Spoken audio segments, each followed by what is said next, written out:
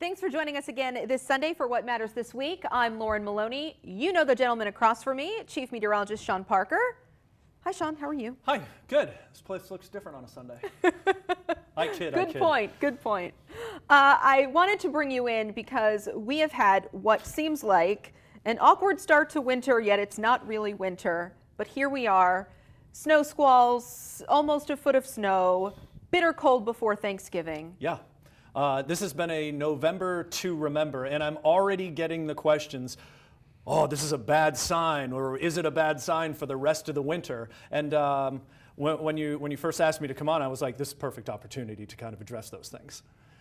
So far this November, through mid-November, because that's what we're going to concentrate on, because snow in the latter part of the month isn't all that uncommon, right? But as we were closing in on a foot through about November 16th or so, that's when a lot of the questions started. So let's examine some of the dates that we've had. November 16th, we got 7.3 inches of snow in Burlington that day. The last 6+ inch snowfall in mid-November was in 2002, where 9 inches fell. And then the earliest Burlington's ever seen 6 inches of snow or more, November 1st, 1993, 7.7 inches fell. Now, a lot of people are comparing this to 2002 already. Yes, and that was quite the snowpack that we had. That's kind of the earliest one that we can remember. And the season following that, we had 66.8 inches. Average in that time is 75. So the snowpack was great initially, but then Mother Nature kind of fell short by about 9 inches heading into the rest of the season. If you remember back to 93, 94, 90 inches of snow fell November 1st to March 31st. So if you're trying to look for a direct correlation just based on those data points, it just doesn't happen. There isn't one. Right. We tend ourselves to always compare. Well, we had a short fall. You know, winter started early. Does that mean we're going to wrap things up early, or it's going to be a light winter? And that's too difficult to do. It is, because when you examine the data closely, there's no direct correlation. And what you're looking at now is an El Nino graph for the last 50 years. And the one right in the middle that I grayed out where there's a little white arrow pointed down, that was 93, 94. And our El Nino La Nina year trended neutral, which means the temperatures in the Pacific Ocean were running about normal. In El Nino years, the temperature in the Pacific Ocean is warmer. In La Nina years, the temperatures in the Pacific Ocean are colder. So that 02-03 year, that was a moderate to strong El Nino year. So if you're trying to figure out, oh, does El Nino La Nina mean more snow or less snow?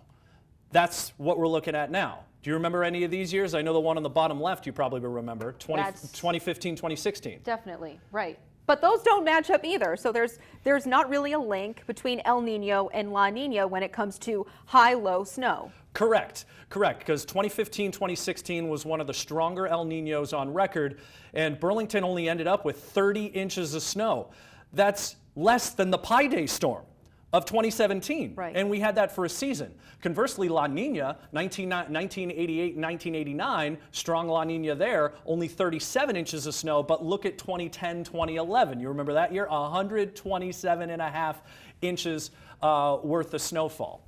That, I think, in January, we had the big whopper, I think 30 inches around the Champlain Valley. Right, and that's the largest snowstorm on record for Burlington to this date. Wow. So okay. Quite impressive. And that happened in a La Nina year. Okay.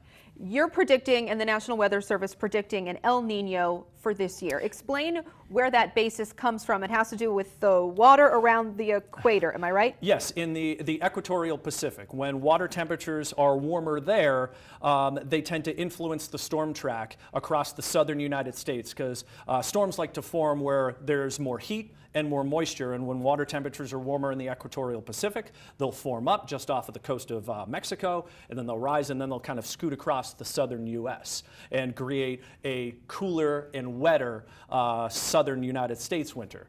What does that mean for the Northeast? Well, as we just saw looking at the numbers, not a whole lot. Yeah.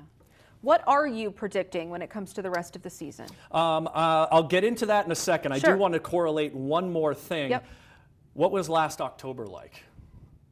Really, really warm. Warm, because September was warm. Yeah, we finished last October 10 degrees above normal, and look at the season of snow that we had following that. It was the warmest October on record, a La Nina year, 84.5 inches. Really close to, if not a little bit above normal in the snow department. So even fall warmth doesn't correlate to a warmer winter season or a less snowy winter season, as we can tell there. So what drives it? We call it the North Atlantic Oscillation, and this year it's going to be negative, which means that it's more than likely going to be a ridge of high pressure over Greenland that's kind of steering areas of low pressure back into the northeast. Now, what the North Atlantic Oscillation is, it's just the positioning of highs and lows in the Atlantic. So what you're looking at now doesn't directly dictate what we've got coming this summer. It's just kind of an example that areas of high pressure and low pressure exist in the Atlantic. But when we have a ridge of high pressure right over Greenland, we did last March, and we had almost 30 inches of snow that year, we could have a few more storms coming right in to the northeast. And our setup for storms, and you probably heard us talk more and more about this, is that we get our coastal storms, we get our nor'easters, they ride inside what's called the benchmark, 70 west, 40 north. And when that happens, you get a lot of energy, throwing cold air, throwing moisture into lots of cold air. So Lauren, here it is, our 2018-2019 winter outlook. More snow than last year? I don't think so. I think we're going to be very close to average. I think we're still going to be in the 70 to 80 inch range for Burlington. Mountains, and especially the Northeast Kingdom, very likely go 100 or more. So I do think we're going to have a little bit more snow than average, just based upon what the Atlantic looks to do in the coming season with that blocking high, throwing more storms our way. Colder than last year? I don't think so. Our climate's warming. We're going to have warmer and warmer winter seasons. Does that mean we're not going to have? Does that mean we're going to have nothing but rainstorms? No. But compared to average, our temperatures are going to be also above average. And the winters prior to this past one were some of the warmest on record as well. So I don't think we do a repeat of that, but it is looking warmer than normal. But I don't think we're going to have any shortage of snow. It certainly has a lot of people talking, which I guess gets your mind thinking too about these numbers. I've got pages and pages worth of stats. That I asked you to do. Yeah. And that's really kind of the fun of the position, the fun of the job. When you work in meteorology, it's the number one thing we've all got in common, weather. And when we reach these kind of extremes, like some of the snowiest mid-Novembers on record, and then coming off of one of the coldest Thanksgivings on record, people start to think, oh boy, this winter is going to be a doozy. How much heat am I going to have to pay for with fuel and whatnot? Okay.